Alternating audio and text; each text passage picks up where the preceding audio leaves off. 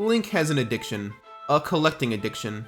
Whether that be hiding in the shadows and snapping candid pictures of people in Wind Waker, so that he can collect little lifelike figurines of them in his little underground man cave, or collecting hundreds of little Korok feces in Breath of the Wild just so he can earn the grand prize of, you guessed it, an even larger pile of Korok feces. However strange and obscure the collectible may be, Link is your guide to collect it. But out of the dozens of Zelda games out there, obtaining everything can have varying levels of difficulty depending on his adventure.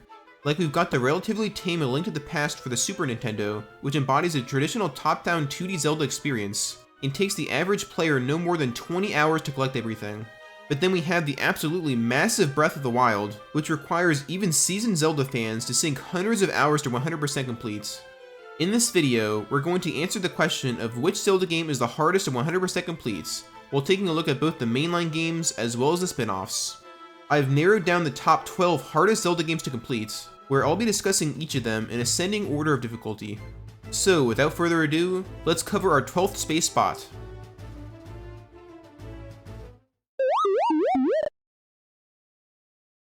In creating the concept for this video, I had an internal debate on how many Zelda games I wanted to talk about.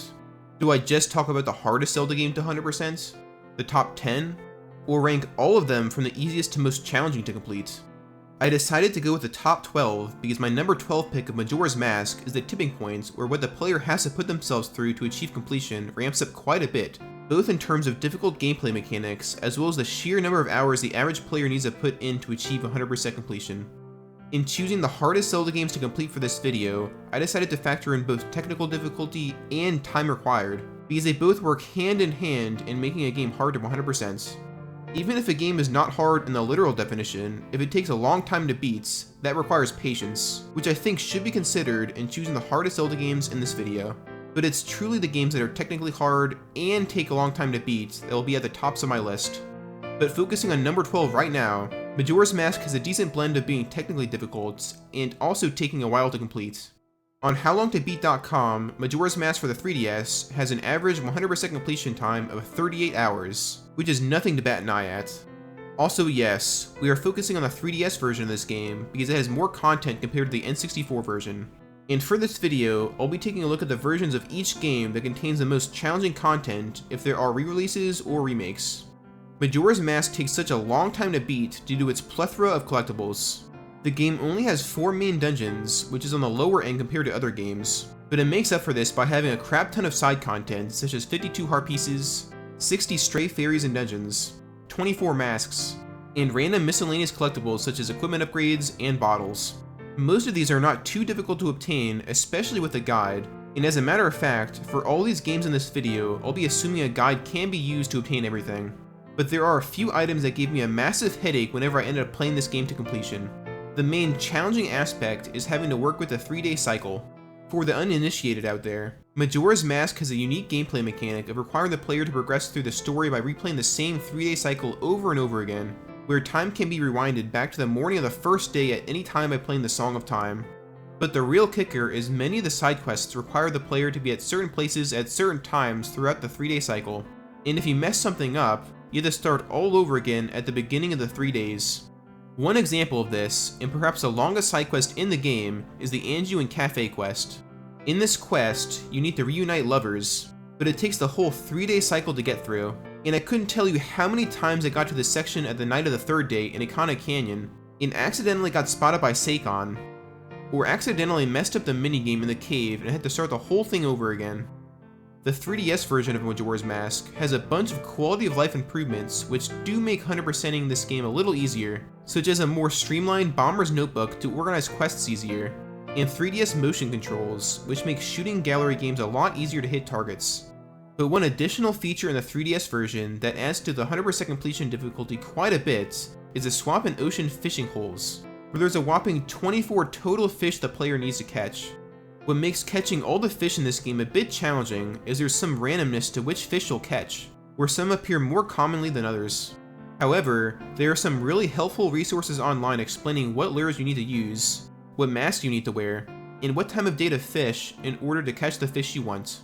But regardless of these resources, it can take a lot of time and patience to even get a chance to catch some of these fish due to how rare they are.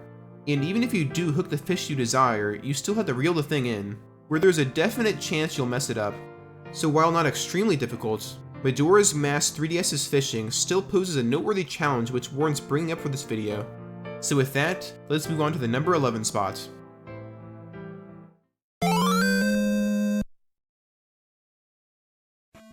For this next place, I'm cheating a bit, where we have a tie. The two NES Zelda games of Zelda 1 and Zelda 2. I was originally planning on separating these two games in the ranking, but what makes them difficult to 100% is so similar that I had to lump them together. And so what makes them so hard to complete is the difficulty. Brutally unfair NES kind of difficulty. In all seriousness, Nintendo wasn't messing around with these early Zelda entries, as they take a lot of skill to get through. I would consider Zelda 2 the harder of the two due to the fact that whenever you lose all 3 of your lives in this game, you spawn at the starting area of the game and oftentimes have to trudge through several minutes of caves and fields full of monsters before you even reach the spot where you previously died. Also, the plethora of bottomless pits in Zelda 2 makes it a pain to get through, as whenever you fall into one of these things, which is quite easy to do I'll add, you lose one of your lives instantly no matter how much health or magic you currently have. Even with assuming you can use a guide with this game to locate all the helpful items and upgrades early, there's no getting around the core challenging combat that's required to beat this game. I would say Zelda 1 is easier than Zelda 2 generally, but what puts it on equal playing field difficulty-wise is the second quest that's required to 100% complete to complete Zelda 1. If you thought the dungeons in the first quest were difficult, your mind would be blown away after seeing some of the second quest dungeons, especially the later game ones. We're talking the biggest and baddest enemies Nintendo could cram into a room. Also, what's especially challenging are these new red bubble enemies in the second quest, which permanently prevent you from using your sword. Yes, permanently, until you die, or touch one of the blue ones that can sometimes be found at the totally other end of the dungeon. What makes these two NES games truly difficult for casual players is their cryptic nature, where it's hard to tell where you need to go to progress the story at times. Heck, in my blind playthrough of the second quest of Zelda 1, I resorted to bombing every single wall across the overworld just to try to find the remaining couple of dungeons. But since we're assuming players can use a guide to 100% these games, that challenge of these games being cryptic gets reduced, as players can simply look up where exactly they need to go next. Because of this, I could not rank these games too high on the list, but they are the most technically difficult games on the list, so I had to at least give them a spot here. Another factor that prevents me from making them higher is that there really isn't many collectibles to obtain in these games, where the average player obtains completion in about 10 hours for each of them. Granted, Zelda 1 might take a little longer than that because the first and second quest are required to be completed, but even then, that can still all be done in just a few sittings. But from here, the sheer amount of collectibles and hours required for completion only increase. So, let's move on to the next spot in the list.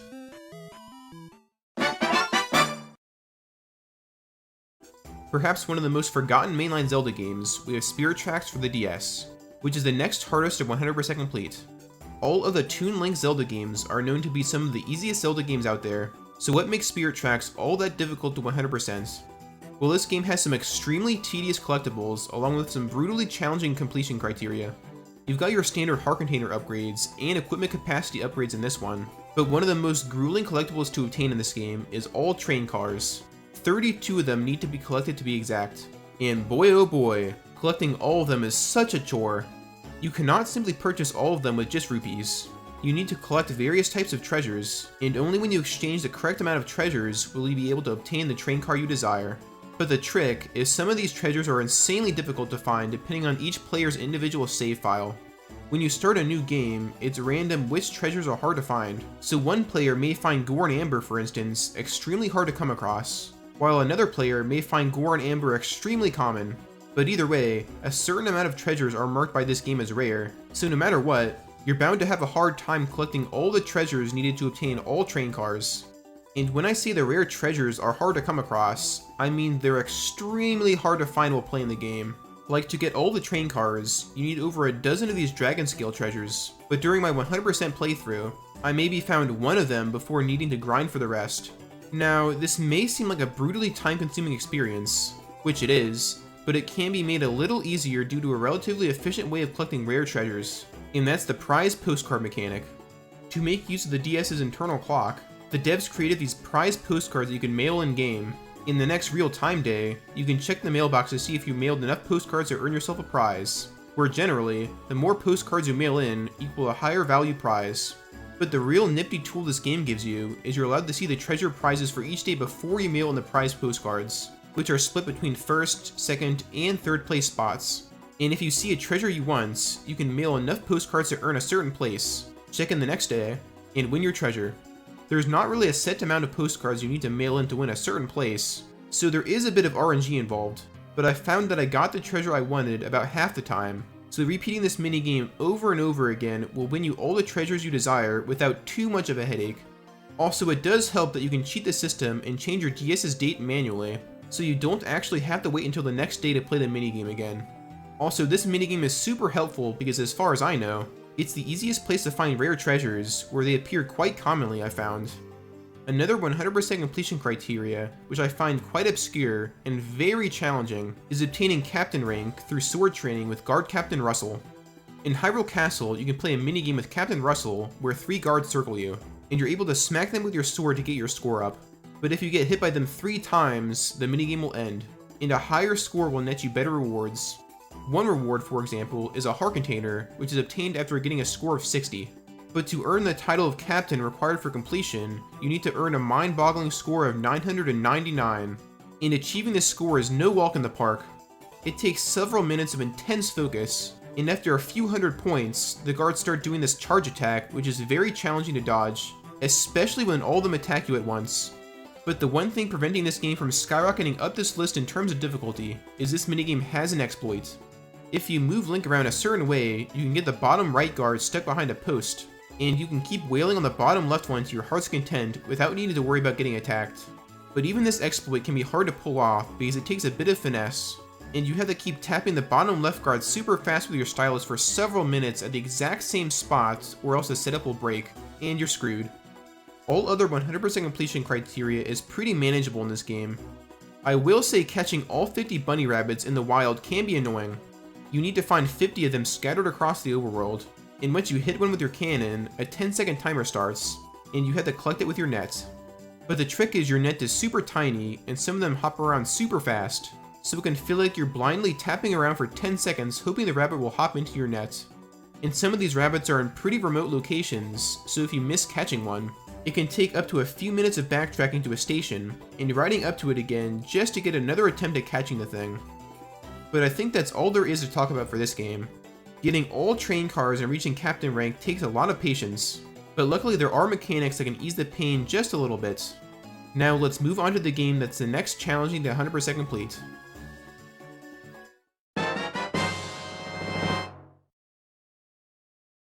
For the next hardest Zelda game to 100%, we have yet another 3D game, where we have the Wind Waker, specifically Wind Waker HD released for the Wii U. The Wind Waker is known to be a relatively easy game to beat, at least combat and puzzle-wise, so what makes this game a challenge to complete? Well, the main culprit is the massive amount of collectibles required.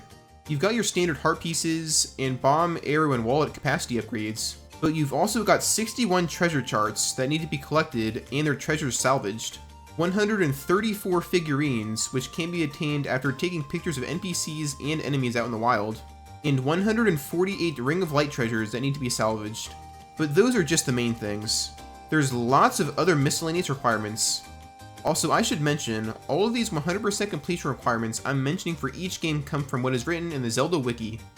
Doing everything there is to do in a game can be a bit of an arbitrary concept, so I decided to use the Zelda Wiki as a baseline to compare all of these games. So as you can tell, there's a lot of collectibles, and Wind Waker HD has an average completion time of 42 hours on HowLongToBeat.com, but that time of 42 hours just accounts for the first quest. This game also has a second quest that's required 100% as well, so the amount of hours at truly 100% Wind Waker is in the 80s, as you have to do everything twice, or I should say almost everything twice. Figurines collected from the first quest get carried over to the second quest, so you only have to get those once, which is nice. It is also convenient that the second quest is not much harder than the first quest, where the only major difference is treasure locations are in slightly different spots. What makes the HD version on the Wii U more challenging to complete compared to the GameCube version is the introduction of Hero Mode.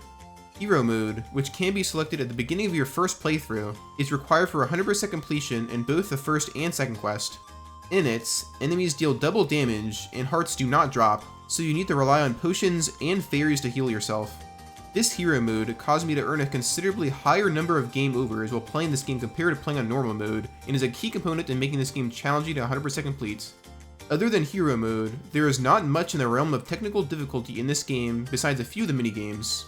The sinking ship minigame, hosted by Salvatore in Windfall Island, is perhaps the most infamous in this game, which is essentially a game of Battleship, where the player needs to guess the locations of invisible ships to sink them, and if you run out of guesses, then you lose.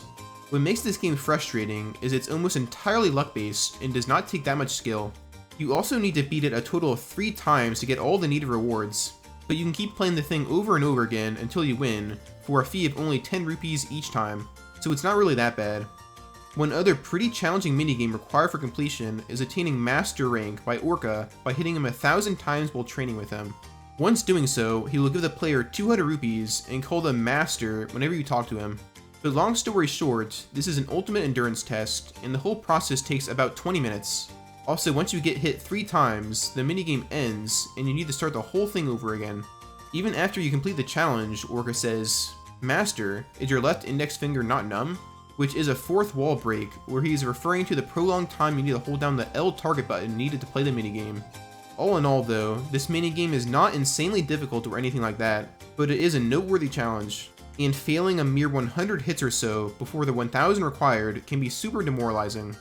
So with that, let's move on to the number 8 spot for the hardest Zelda game to 100% complete.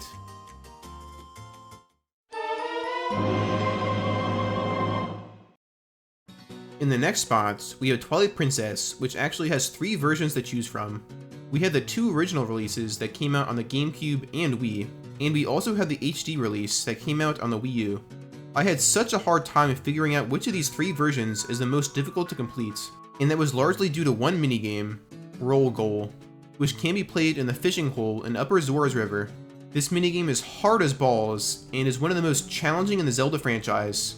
The objective is to get a ball from point A to point B in a time limit, and if you run out of time or make the ball fall down, you fail the round. The game has pretty simple rules, but can actually take hours to master and complete, where there's a whopping 64 rounds that are required to beat for 100%. As you progress, you play on the same courses, but you have to complete them in less and less time, where by the end, you're asked to complete rounds in only 30 seconds, which is considerably less time compared to the 3 minutes you were given in the first round. And once you beat all rounds, you are rewarded by having your wallet completely filled. The easiest version to beat this minigame in is actually the GameCube version. This is because you're not required to use motion controls to move the ball around due to the GameCube not supporting motion controls. The Wii version, however, is by far the most infuriating iteration of the game, where you are required to use the Wiimote to painstakingly get the ball to the goal, where a slight accidental flick of your wrist can send the ball off the edge and crush your dreams.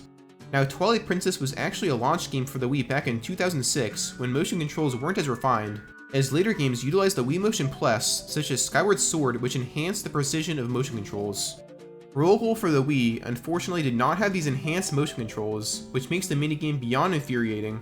Almost infuriating enough to make me choose the Wii version as the hardest version of Twilight Princess to 100% complete. But the Wii U version has the Wii version beat for a few reasons I'll touch on shortly that are not related to Roll Goal. When it comes to Roll Goal for the Wii U, I initially thought the Wii U version was about as challenging as the Wii version because both support motion controls.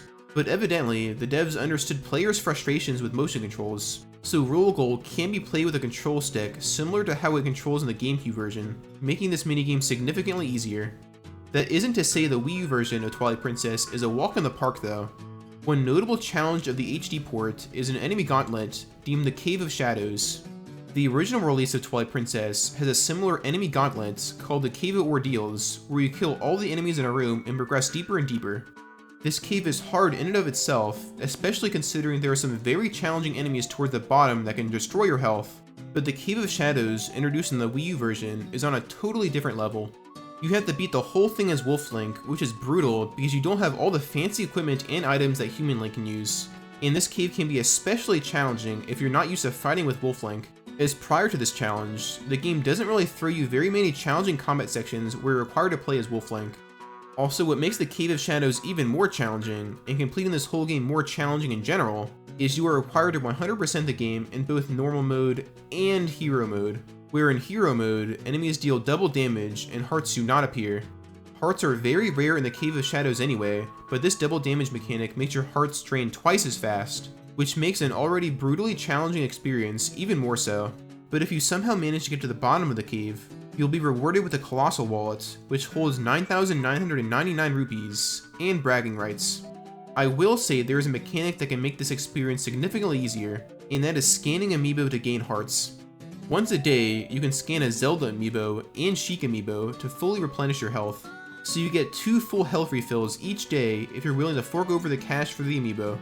I know using amiibo for in-game benefits is a contentious mechanic in Nintendo games, so I'll assume these amiibo cannot be used to heal the player to make the game easier to 100% complete. All in all though, Twilight Princess is a massive game with so many collectibles, especially with added new ones in the HD version. 100% runs for this game can take players an average of 44 hours for completing normal mode, so considering we're including hero mode as well, we're talking 80 plus hours being required to obtain true 100% completion. But in terms of collectibles, we're talking 45 pieces of heart, 24 golden bugs, 60 post souls, 50 stamps, and completing all 64 levels of roll goal. And players need to collect and do all these things twice because all are required to do again for hero mode. Absolute insanity. So, the games only get harder to complete from here. Let's move on to the next game.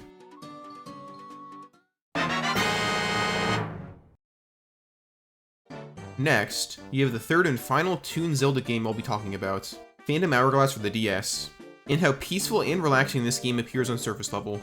All the NPCs are cute and quirky. The puzzles and combat in this game are perhaps the easiest out of any Zelda game out there, and it's such a serene experience coasting across the sea visiting various islands. But this game has a very dark secret. A 100% completion criteria so devious and demoralizing that undertaking such a task should come with its own liability waiver. And that is collecting all 72 ship parts. In Phantom Hourglass, you can collect ship parts along your quest, whether they be found in chests and dungeons, be bought at a shop, or be salvaged from the sea floor with your salvage arm. And with these ship parts, you can customize how your ship looks, and if you make your ship consist of parts that are all the same theme, you have more heart containers while sailing around at sea. And the highest number of heart containers you can obtain is while being fully decked out in golden ship parts, which are the hardest to obtain in the game. Now, 72 ship parts is certainly a high number of parts to obtain, but what truly makes it hard to collect all of them is it's up to RNG which ship part you get as a prize. You can have 71 different ship parts, but in an attempt to get the last missing one, you can come across hundreds upon hundreds of duplicates until you finally are lucky enough to get the last one you were missing. Also, what's even worse about these ship parts is similar to Spirit Tracks, when you start a new save file, it's random which ship parts are considered hard to come across. So it's not only a 1 in 72 chance of obtaining a missing ship part, it can be a 1 in 1,000 chance, for instance, if your missing ship part is considered rare. Check out my video where I 100%ed all 2D Zelda games in 2 weeks, and you can see how brutal obtaining all ship parts was for me. But I miraculously did it after hours and hours of grinding. I just cycled between the different sources of ship parts, crossing my fingers out to obtain the remaining parts until I did so. I actually ended up spending more time grinding for ship parts in this game compared to doing everything else needed for 100% completion. Let that sink in. More than half of my time playing this game was spent grinding for a group of collectibles compared to actually playing the game itself. That's insane. There is a way to make grinding for ship parts easier, and that's through trading ship parts with your friend if they also have a DS and collect ship parts in their copy of Phantom Hourglass. This can be especially useful if you need a rare ship part that is deemed common in your friend's save file. There's also a multiplayer mode where you can win challenges called Big Plays, and prizes for these are oftentimes rare treasures which help in collecting all ship parts. But even with these multiplayer functions, collecting all ship parts is a heck of a challenge, and realistically, in this day and age, finding another player of Phantom Hourglass you can play locally with is super rare, which makes playing in multiplayer not as realistic. All of the other 100% completion criteria in this game pale in comparison to the ship parts, but there are still quite a bit of other challenges. Completing the Temple of the Ocean King with no time deducted from your hourglass can seem intimidating at first, but with enough patience and a helpful guide to reference off to the side, it's not too bad. There's also a shooting gallery minigame, which many quote as the bane of their existence in this game. You need to play almost perfectly to get a heart container, but because I played this minigame at least a couple hundred times to farm for ship parts, I pretty much mastered it, so getting the heart container wasn't too crazy of an ordeal. So with that, let's move on to the next hardest Zelda game to complete.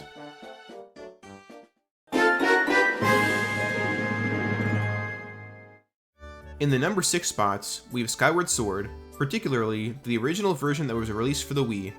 There are two versions of Skyward Sword that were released, the Wii version and the HD version for the Switch.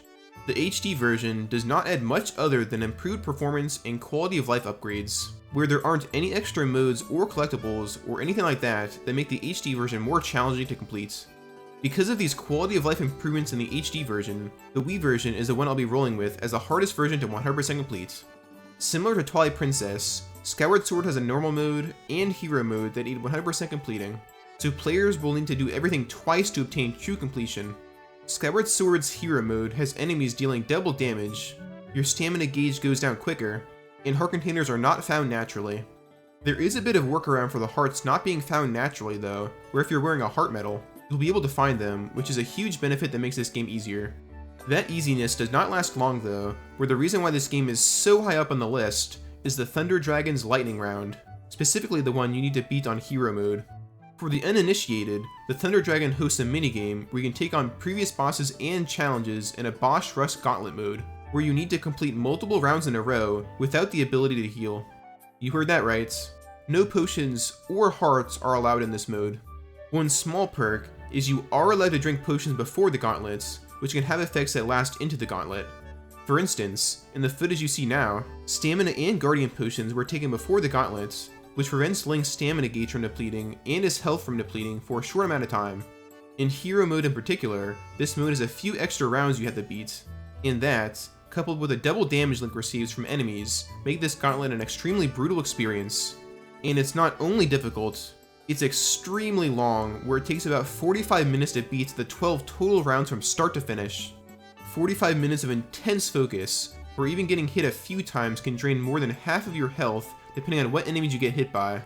If you've managed to beat this challenge, the rest of what's required for you to 100% this game is pretty chill in comparison. It's more time consuming than anything, considering Skyward Sword is a rather lengthy game. Average players 100% normal mode in about 58 hours, so in order to complete both normal and hero mode, we're talking more than 100 hours of gameplay on average. So a lot of patience is required to complete this game. You need to collect 24 pieces of heart, upgrade your multitude of equipment and items at the bazaar, collect 80 gratitude crystals, and activate and obtain all 27 Goddess Cube treasure chests, just to name a few of the main requirements. And of course, we'll be needing to obtain all of these things twice, once for normal mode and once for hero mode. So yeah, this game's no joke, and so the games only get more challenging to complete from here.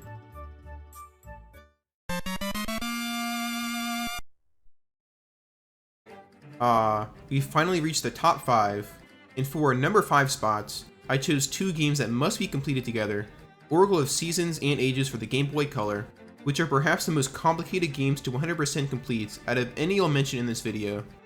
The games have a password system, which allows you to transfer content and progress between the two games.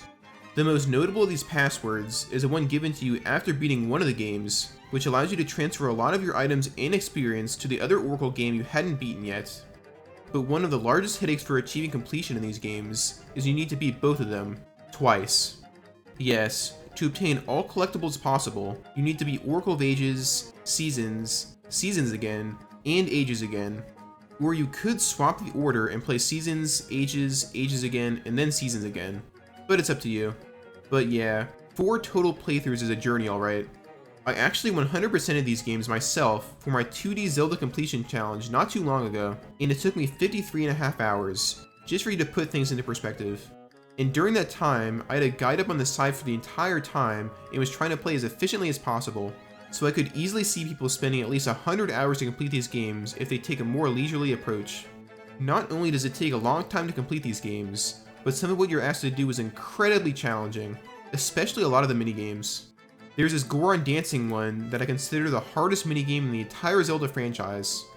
You need to repeat short rhythms back to a Goron, which is actually insanely hard because you are not given a metronome at all. And to get the grand prize from this place, you need to beat the hardest difficulty without making any mistakes. And even then, the prize you need to get from the place for completion isn't even a guaranteed reward, where you're more than likely to win something else. Oh yeah, I should mention, the main collectible in this game and the reason why you need to beat each game twice is rings. 64 rings can be obtained between both games to be exact. In the Bomber's Ring is the challenging ring that needs to be attained from the Goron dancing minigame. Another BS ring is a Light Ring level 2, which can only be won at the shooting gallery at Lina Village in Oracle of Ages, but the chances of you winning it are only a measly 5%, and you don't even know what ring the prize is until after you win the minigame and get the ring appraised. And it's not like the shooting gallery is a walk in the park either. You have to swing your sword to hit blocks, where the blue ones will gain you points, and the purple ones will lose you points. And you need a certain number of points to be eligible for the grand prize of a ring. It's not as challenging as the Goron dancing minigame, but the limitations of the hardware and overall Game Boy jankiness makes this minigame frustrating. And it feels like you're kind of just randomly swinging your sword around at times, hoping you hit enough of the blue blocks. The last ring I'll touch on that's a chore to get is the Rupee Ring, which, like many of the other rings in this game, does absolutely nothing when worn. But the real kicker of this thing is to get it, you're required to obtain a mind-boggling 10,000 rupees. And your total amount of rupees the game tracks does not get transferred between save files. So you need to get 10,000 rupees, all in one of your 4 playthroughs. And man, this one was a pain to get for me. Even if you collect all of the rupees in chests and are thorough with exploring, you won't even come close to getting 10,000 rupees. So this ring is pretty much a guaranteed grind fest. And the well-accepted fastest way to get all 10,000 is digging holes. You got that right. Checking under every little dirt patch and grassy hill to slowly get yourself enough money penny by penny until you hit 10,000. The most annoying part about the ring collecting grind in general for me though, were the rings that appear in the wild randomly. Some are set rewards for tasks, but the random rings had me frustrated because there was no guarantee how long I had to grind for them until I got all of them. And getting repeat rings is unfortunately very common. I found the best way to farm for these RNG rings was planting gacha seeds and checking the tree for a prize after killing enough enemies. I ended up grinding these nuts, pause on that, for several hours, but in the end, I was able to get all the necessary rings through this method. Also, I'll move on to the next game in a second, but I just wanted to mention how unnecessarily difficult and frustrating the Hero's Cave secret dungeon is in Oracle of Ages that's required for completion. First of all, a lot of the puzzle solutions in this game are so cryptic, often consisting of mechanics not previously exposed to the player. But what made me really annoyed was the section towards the end, which requires you to run and jump with your Pegasus boots and Rock's Feather to do reach around jumps to make it out of the room. I feel like this area must not have been playtested all that much, or maybe I'm just bad at the game, but making each of these jumps is so precise. It's not even funny. Also, what's terrible is this room is located right towards the very end of the dungeon, so if you keep missing jumps, your health will slowly drain until you have none left. And when you run out of health, you need to start the whole extremely challenging dungeon from the beginning. Yeah, screw that. So yeah, 100%ing these games is super annoying, and I definitely do not recommend it unless you want to make it your mission to complete all Zelda games or something. I also think the whole password system is a bit confusing, where throughout your playthrough of each game, you're given passwords that you need to tell to the correct people that are referenced in the other Oracle game, so having to swap back and forth between each game to complete them can seem like a complicated mess at times. But anyway, moving on. Time to move on to the number 4 pick.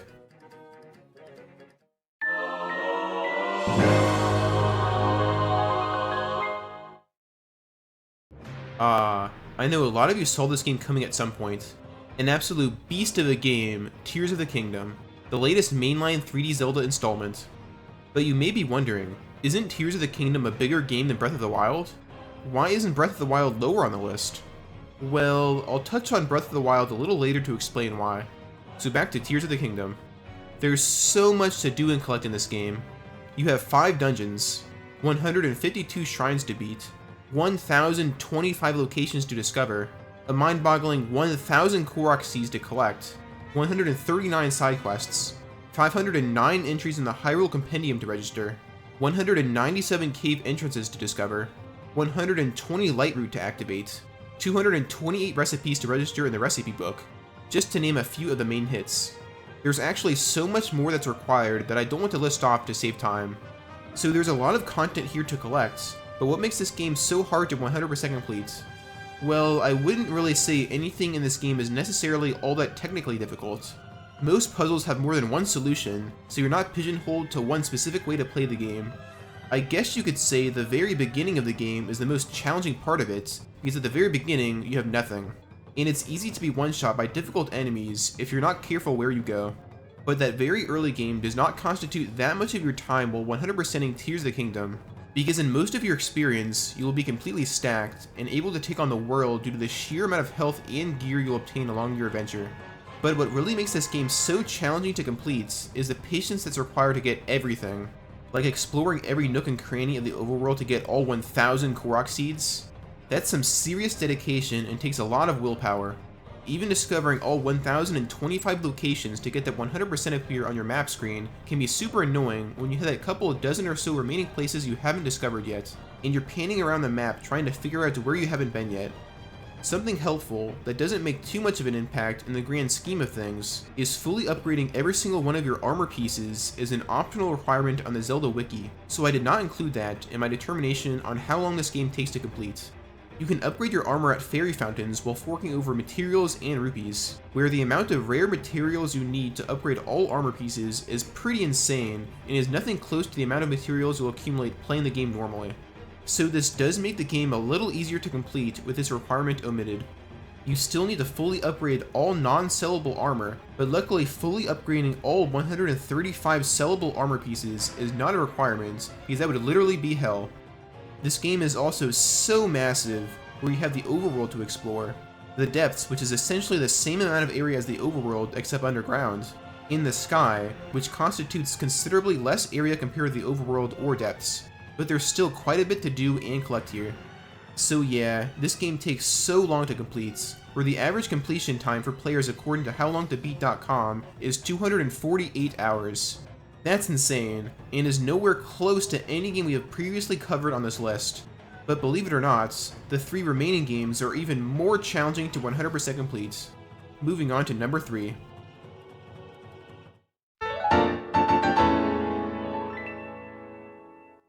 Wait, so Breath of the Wild is harder to complete than Tears of the Kingdom? But Tears of the Kingdom's map is more than twice as large as Breath of the Wild's. How does that make any sense? Well, there is one completion criteria listed on the Zelda wiki that gives this game the edge, and that is 100% both normal mode and master mode. That criteria more than doubles the amount of time to complete this already massive game. In a regular playthrough, Tears of the Kingdom does have quite a bit more collectibles compared to Breath of the Wild. There's more locations to discover, more entries in your Hyrule Compendium to register, more quests, more shrines, but it really is the master mode that gives this game the edge. So realistically, in Breath of the Wild, there is 1800 Korok seeds to collect, 240 shrines to beat, and 770 entries to register in your Hyrule Compendium because you need to do everything twice. Also, Breath of the Wild has other DLC besides Master Mode, including the additional quests that come with the Master Trials and the Champion's Ballad, which again, need to be completed twice, once in Normal Mode and once in Master Mode. And so when it's all said and done, average players spend roughly 200 hours to 100% normal mode according to howlongtobeat.com, which equates to about 400 hours if you're including master mode as well. Also, we haven't even touched on the difficulty increase that's introduced in master mode. Enemies you encounter in combat are stronger and they regenerate health slowly, so not only will you burn through weapons a lot faster compared to normal mode, because enemies take a lot more hits to kill, but if you encounter a group of them and don't pick each off one by one, the health regeneration mechanic can make battles a challenge to get through. And perhaps the most challenging part about 100%ing Master Mode, and one of the hardest Zelda challenges ever, is completing the Trial of the Sword. The Trial of the Sword is DLC content, where once returning the Master Sword back to its pedestal, you can play through an enemy gauntlet where you clear out rooms of monsters and progress further. There is a whopping 54 rooms to get through in total, and once getting through all of them, your Master Sword will get stronger. But man, this thing is hard enough in normal mode, but it's absolutely insane in Master Mode. One main hindrance to the player in both modes is you're not allowed to bring outside weapons into the fight. You need to pick up weapons lying around each floor to kill enemies. But the real challenge in Master Mode is enemies regenerate hearts in here. So yeah, if you're not careful and enemies regenerate health too much, all of your weapons can break and you will be royally screwed. Technically, your bombs can deal damage and can be used infinitely, but I doubt you'll want to resort to these low damage bombs, especially in the later floors that are extremely challenging with super strong enemies. And the most challenging floor by a long shot is the dreaded Floor 10. 3 silver Lizalfos and a crap ton of water. It may not seem that bad on surface level, but these Lizalfos are wily bastards and are a nightmare to fight when they're in water. and they will get in the water during this fight. Your best bet here is to have a crap ton of arrows saved up, so you can keep damaging them until they're finished. Because if you don't have arrows, they will just chill in the water from afar, regenerating health until you pull your hair out.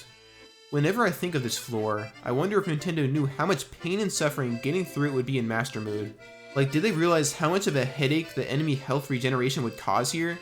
I feel like they had to have thought this through, but since this room is such an early floor, and is simultaneously the hardest out of all of them by far, that makes me think the difficulty here was not that intentional. But if you're able to get through this room in Master Mode, hats off to you, because it takes some serious skill, and is probably the hardest part about 100%ing Breath of the Wild. The rest of 100%ing this game is an insane time commitment, and takes a bunch of patience because it'll take a while for sure. And so now we move on to the final two.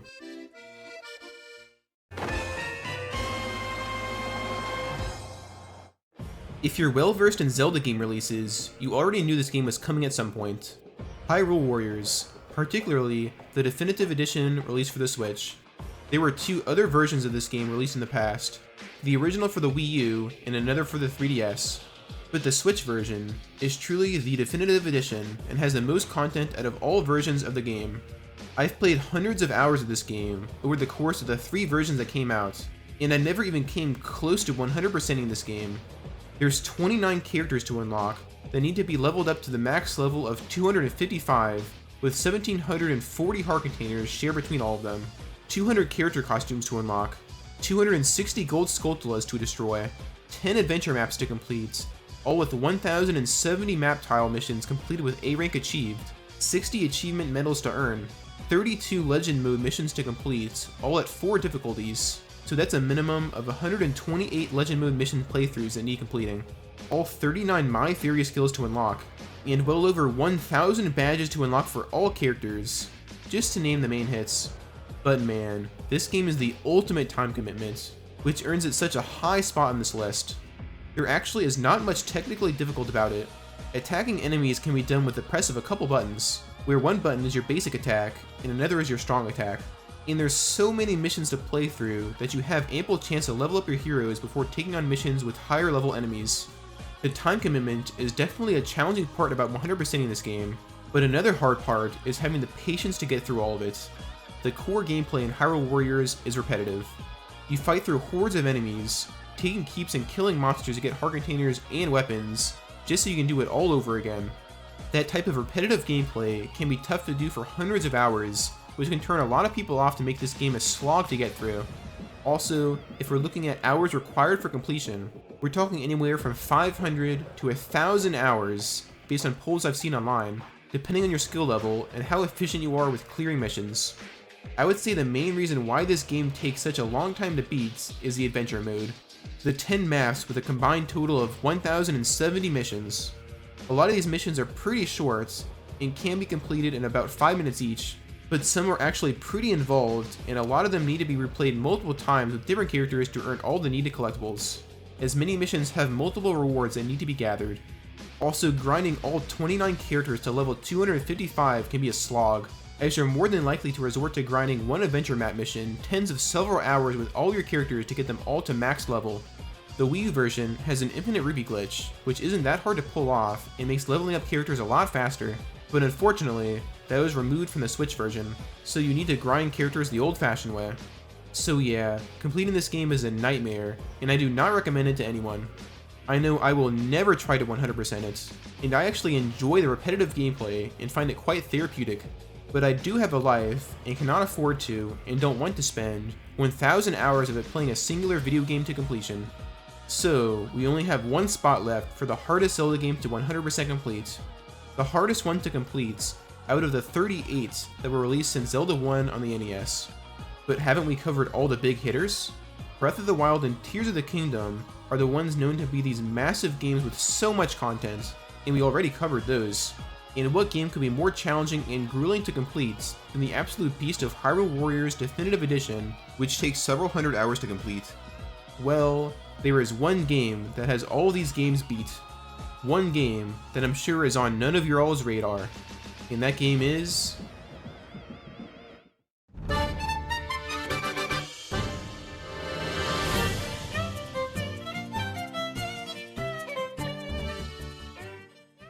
Triforce Heroes for the 3DS.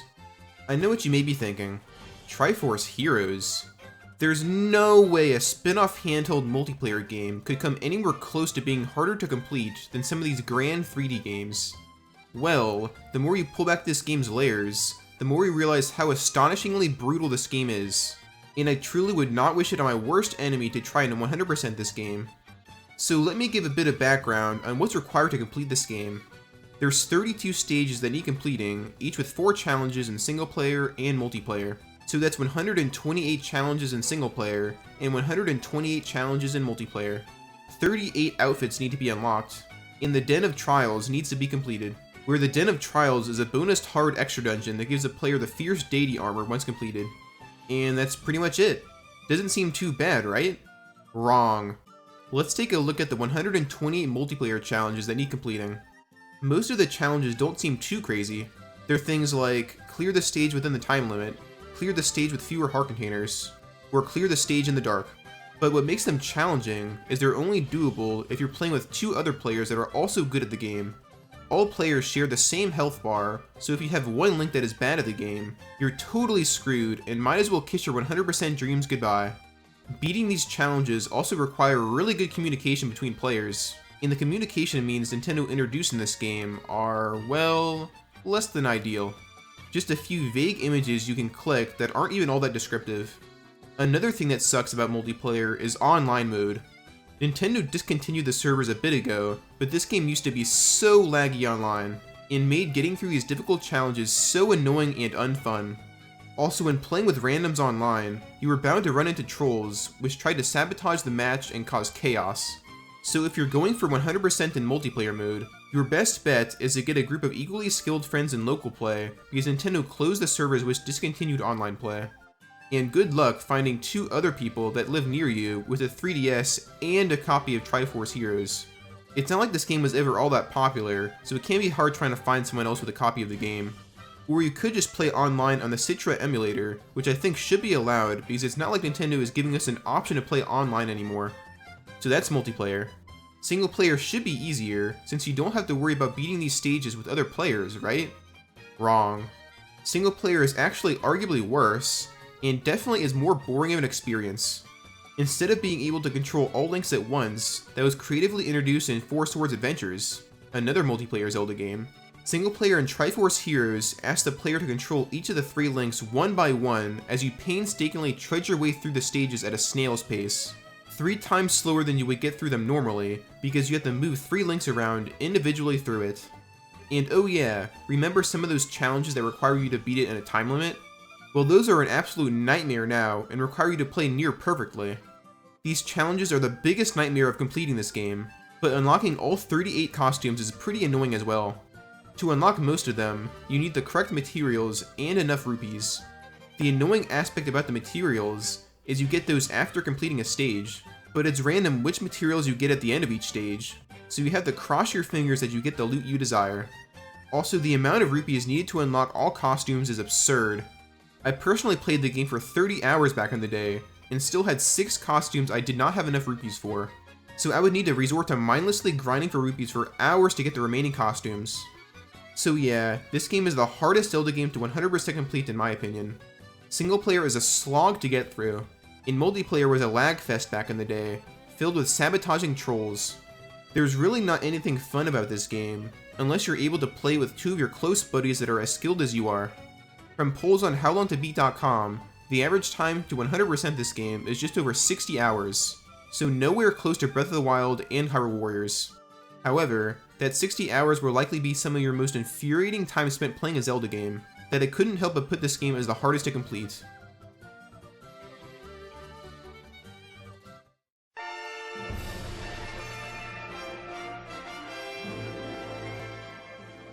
And those are the hardest Zelda games to 100% complete.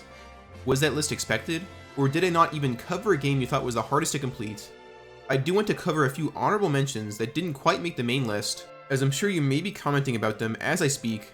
One of the most infamous Zelda games to complete is the Minish Cap for the Game Boy Advance, specifically the requirement of getting all 136 figurines by trading in mysterious shells at the figurine gallery. While that task is definitely annoying and takes at least a few hours of grinding to pull off, It's not enough for me to say the game's super hard to 100% or anything. In the 100% all 2D Zelda games marathon I did earlier this year, this game was actually one of the easier games to complete, where I completed it in 17.5 hours. Outside of the figurines, all other collectibles are manageable, and the world is kinda small, so it's not like there was an insane amount to do or anything. I was also tempted to put Ocarina of Time in this video, due to players needing to 100% both the normal quest and Master Quest to obtain true completion. However, Master Quest isn't all that challenging in this game if I'm being honest.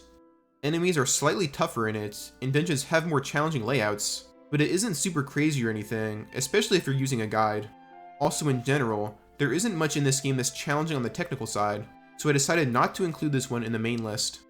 Another game I was thinking about including, or a group of games I should say, were the CDI games, which are Faces of Evil, Wand of Gamelon, and Zelda's Adventure. I was thinking about including these because they're pretty challenging, albeit the challenge is mostly due to their janky controls and gameplay mechanics. And perhaps the most challenging part about these games is trying to find a way to actually play them. On the native console requires you to give an arm and a leg, and finding a good emulator for them is tough, I have found. But everything else with these games isn't that difficult, as there isn't much left to do to 100% these games outside of beating the games normally. And they don't take that long to complete, where each one takes about a handful of hours. Also, I guess you could say these games are somewhat hard to 100% since they're so bad that you want to turn them off and not play them, so there's that. The last honorable mention I have is A Link Between Worlds for the 3DS. As I was making the ranking for this video, I was originally dead set on placing this game towards the very top due to the endless Cuckoo mode challenge of making it to 1,000 seconds in the Cuckoo pen. If you accomplish this feat, you get 3,000 rupees, and a large Cuckoo appears. I would consider this one of the hardest feats to accomplish in Zelda, if not the hardest feat. It's the thing that killed my 100% run of all 2D Zelda games, as I couldn't even come close to the 1,000 second requirement. The Cuckoos move around so unexpectedly, and if you mess up once during the 16.7 minutes you're in there, you're back to square one.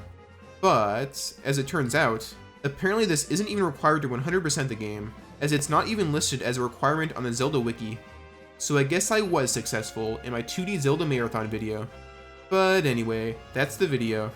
I hope you enjoyed, and make sure to stick around for future Zelda content. I'll see you in the next one.